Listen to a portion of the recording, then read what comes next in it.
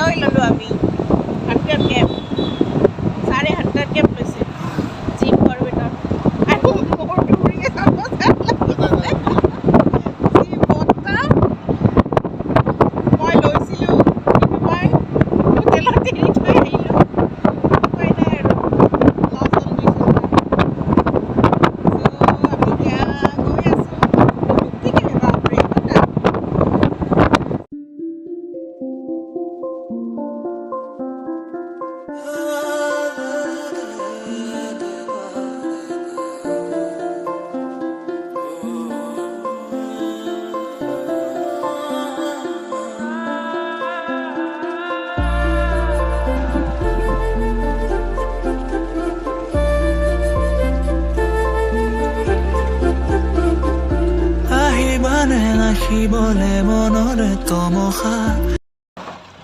Hey guys, কি খবৰ কি কৰি আছে সকলোৰে ভাল আৰু আমিও ঠিকে আছো আৰু এয়া আমাৰ হান্টাৰ কেপ পিন্ধি জিম কৰবেট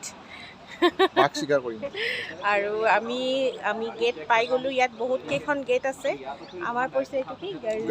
গাৰ্জিয়া গেট এতিয়া আমাৰ ইয়াতে গাইড হ'ব গাইড আমি অলৰেডি বুকিং কৰিছো অল টোটেল মই 6000 रुपीस পে কৰিছো জিপ সাফাৰীৰ কাৰণে আৰু এতিয়া আমি ইয়াতে পাৰমিট ল'ব লাগে আইডি লগত লৈ আহিব লাগে আমি আধাৰ কাৰ্ড দিলোঁ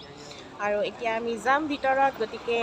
মই এতিয়া আপোনালোক সকলোকে আমাৰ অন্য এটি ভিডিঅ'লৈ স্বাগতম জনাইছোঁ welcome back to our channel Mr.Mrs.Deka আৰু আশা কৰিলোঁ আপোনালোকে ভিডিঅ'টো শেষলৈকে চাব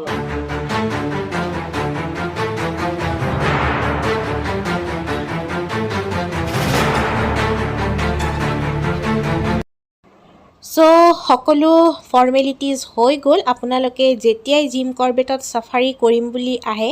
তেতিয়া লগত আইডি লৈ আহিব আইডি ভেৰিফিকেশ্যন হয় নহলে সোমাব নিদিব সো আমাৰ সকলোখিনি হৈ গ'ল আমাৰ গাইডো আহি গ'ল আৰু এতিয়া আমি সোমালো জিম কৰবেট অভয়াৰণ্যৰ মাজত গতিকে আপোনালোকে ভিডিঅ'টো শেষলৈকে চাই থাকিব খুবেই বেছি ইন্টাৰেষ্টিং এটা ভিডিঅ' আজি আপোনালোকৰ মাজলৈ লৈ আহিছোঁ গতিকে ভিডিঅ'টো শেষলৈকে চাব আৰু শেষত জনাবলৈ নাপাহৰিব যে আপোনালোকৰ কেনেকুৱা লাগিল জিম কৰবেট জংগল সাফাৰী তেনেহলে বলক এতিয়া জংগল সাফাৰী ষ্টাৰ্ট কৰি দিওঁ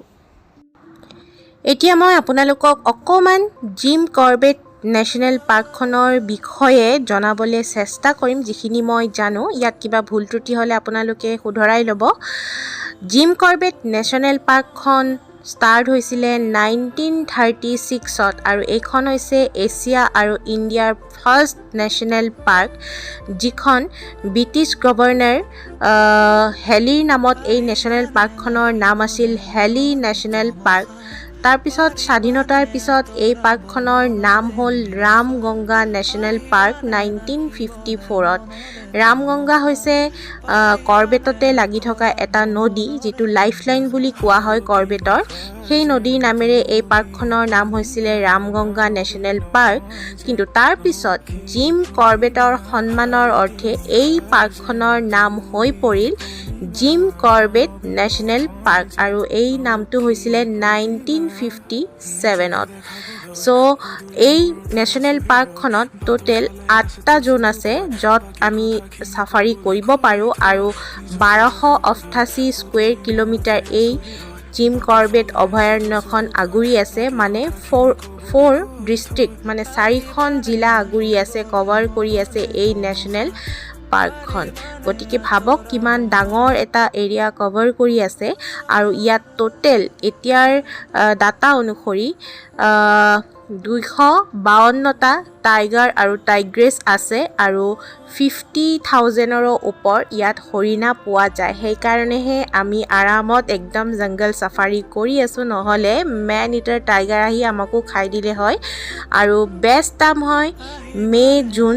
এই টাইমত আপোনালোকে যদি ভিজিট কৰে তেতিয়াহ'লে ইয়াত বাঘ দেখাৰ চান্স বহুতেই বেছি থাকে কাৰণ গৰমত বাঘবিলাক বাহিৰলৈ ওলাই আহে পানীৰ কাৰণে সো হেতু সময়ত আপোনালোকে বেছিকৈ দেখিব পাৰে বাঘ আৰু এই যিখন কৰবেট অভয়াৰণ্য আছে তাৰ মেইন হাৰ্ট বুলি কোৱা হয় ঢিকালা জোন য'ত সকলোতকৈ বেছি তাৰ মানে বাঘ দেখিবলৈ পোৱা যায় আৰু যিবোৰ আপোনালোকৰ নেচাৰেলিষ্ট আছে বা ৱাইল্ড লাভাৰ আছে তেওঁলোকে আহিলে তাত ষ্টে কৰে আৰু ইয়াত বুকিং 1 মান্থ আগৰ পৰা কৰিব লাগে ঢিকালা জোনত আৰু ঢিকালা জোনত বুকিং কৰিলে আপোনালোকে ভিতৰতে তাত কটেজ আছে যিটো ব্ৰিটিছ টাইমৰে হয় আৰু তাত আপোনালোকে ষ্টে কৰিব পাৰিব লগতে তাৰ পৰা যিটো ৱাইল্ড লাইফ যিটো এটমছফিয়াৰ সেইটো আপোনালোকে ফিল কৰিব পাৰিব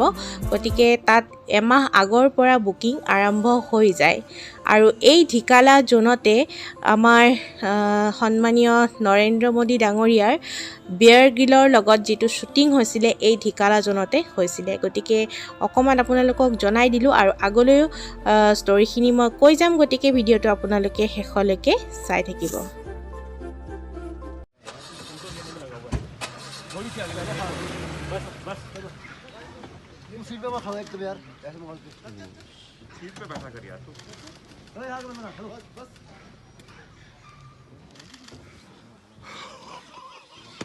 सर वीडियो बना ली भाई ने पूरी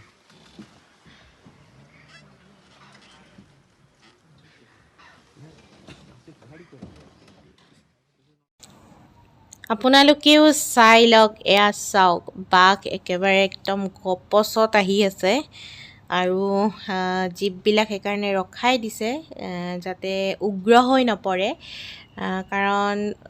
বাঘ বা বাঘিনীবোৰ যেতিয়া চাউণ্ডবিলাক শুনে বা হেৰি হয় তেতিয়া উগ্ৰ হৈ পৰে সেইকাৰণে একদম সাৱধানে চবে ৰখাই দিছে আৰু এয়া পানীত একদম গৰমত বিশেষকৈ পানীলৈ নামি আহে বাঘবিলাক বা পানী খোৱাৰ কাৰণে চ' পানীতে আছে এইটো বাঘ এনেকৈ চ' অকণমান আপোনালোককো দেখাই দিছোঁ আপোনালোকৰ কেনেকুৱা লাগিছে জনাব সঁচাকৈ বহুত বেছি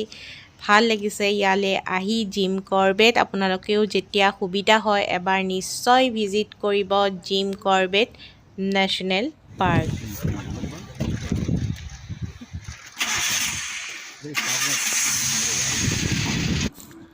চ' এতিয়া মই আপোনালোকক অকণমান জিম কৰ্বেটৰ বিষয়ে জনাব বিচাৰিছোঁ আৰু আপোনালোকেও নিশ্চয় আচৰিত হ'ব যে জিম কৰ্বেট যিহেতু এজন হাণ্টাৰ আছিল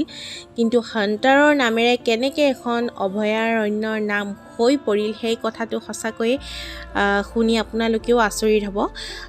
চ' জিম কৰ্বেটৰ জন্ম হৈছিলে 1875 চনৰ 25 জুলাইত উত্তৰাখণ্ডৰ নৈনিতাল চহৰতে আমাৰ ভাৰতবৰ্ষতে তেওঁৰ জন্ম হৈছিলে তেওঁৰ দেউতাকৰ নাম আছিল ক্ৰিষ্টফাৰ উইলিয়াম আৰু মাক আছিল মেৰী জেন তেওঁ 16টা ভাই ভনীৰ মাজত 8 নম্বৰ আছিলে আৰু সৰুৰ পৰাই তেওঁৰ নেচাৰৰ প্ৰতি এটা ভাল পোৱা আছিলে তেওঁ খুব ভাল পাইছিলে নেচাৰ আৰু লাহে লাহে যেতিয়া তেওঁ ডাঙৰ হ'বলৈ ধৰিলে সেই ভাল পোৱাটো তেওঁৰ নেচাৰৰ প্ৰতি আৰু বেছি বাঢ়ি গ'ল তেওঁৰ দেউতাক যিহেতু সৰুতে ঢুকাইছিলে তাৰপিছত তেওঁক মাকে ডাঙৰ দীঘল কৰিলে আৰু তেওঁৰ স্কুলীয়া জীৱন আৰম্ভ কৰিলে হেলেট ৱাৰ স্কুল নামৰ এখন স্কুলৰ পৰা আৰু এতিয়া সেইখন বিৰলা বিদ্যা মন্দিৰ নামে জনাজাত কিন্তু তেওঁৰ পঢ়া শুনাৰ প্ৰতি ইমান ইণ্টাৰেষ্ট নাছিলে 19 বছৰ বয়সতে তেওঁ পঢ়া শুনা শেষ কৰি বেংগল এণ্ড নৰ্থ ইষ্টাৰ্ণ ৰেলৱেত কাম কৰিছিল আৰু তাৰ পিছতো তেওঁৰ নেচাৰৰ প্ৰতি যিটো ভাল পোৱা আছিলে সেইটো কেতিয়াও কম হোৱা নাছিল আৰু তেওঁ ইমানেই বেছি জানিছিলে যে তেওঁ জীৱ জন্তুৰ মাত শুনি পেলাই ক'ব পাৰিছিলে যে এইটো কোনটো জন্তু হয় বা কোনটো চৰাই হয় সকলোখিনি তেওঁ ক'ব পাৰিছিলে ইমানখিনি তেওঁ নলেজ মানে আহৰণ কৰিছিলে আৰু তেওঁ এজন ফেমাছ হাণ্টাৰ হৈও পৰিছিলে সেই সময়ত যিহেতু উত্তৰাখণ্ডত বহুত মানে উপদ্ৰৱ আছিলে বাঘ বাঘিনীৰ এতিয়া আহিলোঁ মেইন কথাটোলৈ যে মেন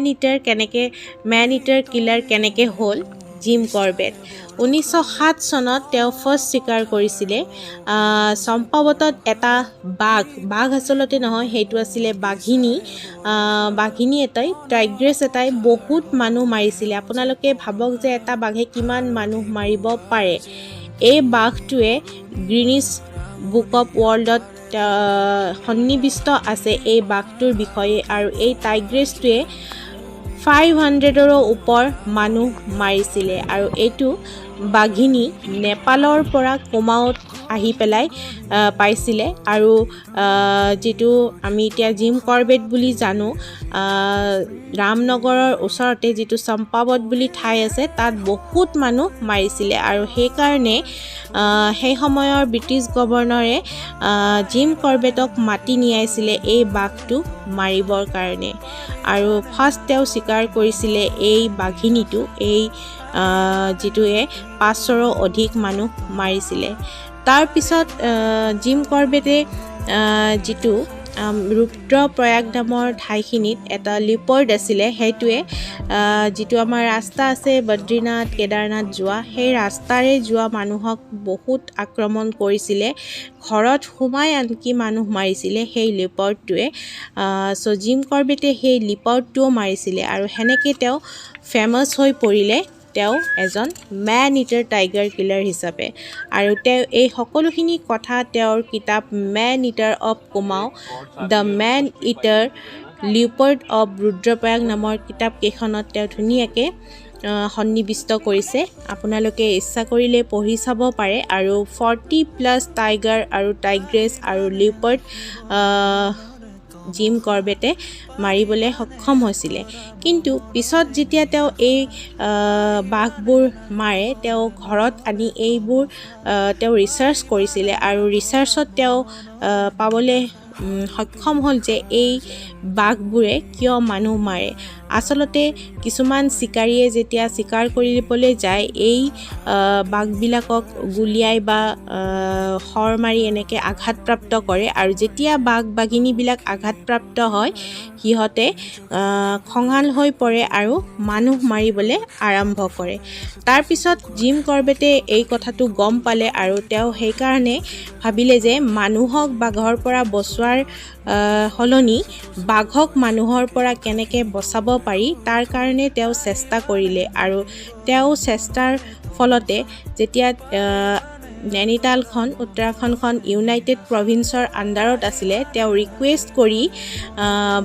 টাইগাৰ ৰিজাৰ্ভৰ কাৰণে এছিয়াৰ ফাৰ্ষ্ট ইণ্ডিয়াৰ ফাৰ্ষ্ট টাইগাৰ ৰিজাৰ্ভ হিচাপে জিম কৰবেট অভয়াৰণ্যখন ষ্টাৰ্ট হ'ল 1936ত কিন্তু তেতিয়া সেই নেশ্যনেল পাৰ্কখনৰ নাম আছিল গভৰ্ণৰ মেলকম হেলিৰ নামত হেলি নেশ্যনেল পাৰ্ক কিন্তু স্বাধীনতাৰ পিছত লাহে লাহে নামবোৰ চেঞ্জ হ'ল আৰু শেষত জিম কৰবেটৰ সন্মানাৰ্থে এই নেশ্যনেল পাৰ্কখনৰ নাম হৈ পৰিল জিম কৰবেট নেশ্যনেল পাৰ্ক যিহেতু সেইখন এখন চবতকৈ ডাঙৰ টাইগাৰ ৰিজাৰ্ভ হিচাপে সন্নিৱিষ্ট হৈ পৰিল আৰু বাঘবিলাকক মানুহৰ পৰা সংৰক্ষণ কৰিবলৈ এই নেশ্যনেল পাৰ্কখন ফেমাছ হৈ পৰিল চ' তেনেদৰে জিম কৰবেট নেশ্যনেল পাৰ্কখনৰ নাম হ'ল আৰু জিম কৰবেটেও ইয়াৰ উপৰিও বহুতো সন্মান পাইছে তেওঁ কেচৰিয়াই হিন্দ নামৰ এটা এৱাৰ্ডো পাইছে মানুহক বাঘৰ পৰা বচোৱাৰ কাৰণে আৰু ইয়াতকৈ ডাঙৰ কথা হ'ল যে জিম কৰবেটৰ এটা প্ৰজাতি ইণ্ডো চাইনিজ যিটো প্ৰজাতি আছে বাঘৰ সেইটো তেওঁ পেন্থ্ৰা টাইগ্ৰেছ কৰবেটি নামে সন্নিৱিষ্ট আছে গতিকে এনেধৰণৰ বহুতো সন্মান জিম কৰবেটলৈ দিয়া হৈছে আৰু এতিয়া চবতকৈ ডাঙৰ কথা হ'ল সকলোৰে কাৰণে এটা ফেমাছ টুৰিষ্ট প্লেচ হৈ পৰিছে য'ত আপুনি 12 মাহে তাত ভিৰ পাব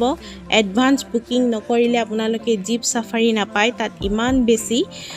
ভিৰ থাকে গতিকে সঁচাকৈ এটা সুন্দৰ প্ৰয়াস কৰিছিলে জিম কৰবেটে জীৱ জন্তু সংৰক্ষণৰ কাৰণে আৰু আজি ইয়াত বিভিন্ন প্ৰজাতিৰ জীৱ জন্তু বাঘ বাঘিনী সকলোবোৰ ইয়াত সংৰক্ষণ হৈ আছে লগতে গছ গছনি বিভিন্ন ধৰণৰ ইয়াত সংৰক্ষিত কৰি ৰাখিছে ইয়াত কোনো ধৰণৰ গছ কাটিব নোৱাৰে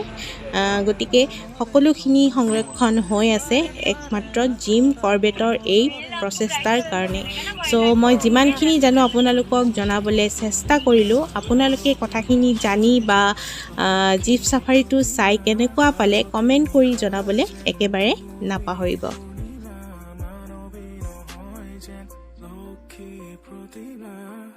নিজকে দেখাবলৈ পদূলিৰ মূৰতে আছো হিৰয় বাটৰ ফালে আছে তোৰ চকু গৈ বাকী কথাখিনি কবলৈ কৈ থৈ নিজকে দেখাবলৈ পদূলিৰ মূৰত মূৰতে আছো হিৰৈ বাটৰ ফালে আছে তোৰ চকু গৈ বাকী কথাখিনি কবলৈ কৈ থৈ আহিবানে নাহিবলে মনৰে তমসা ডেকাজি কেনেকুৱা লাগিছে ডান্সিং কাৰ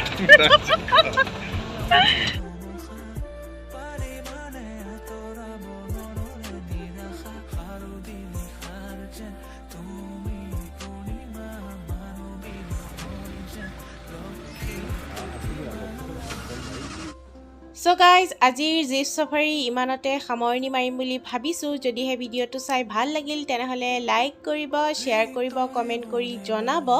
আৰু যিসকল নতুন আলহী আছে তেওঁলোকে প্লিজ আমাৰ চেনেলটো ছাবস্ক্ৰাইব কৰি ল'ব তেতিয়াহে আপোনালোকে নতুন নতুন ভিডিঅ'ৰ নটিফিকেশ্যন পাই থাকিব তেতিয়াহ'লে আজিলৈ ইমানেই thank you so' much bye bye take care love you all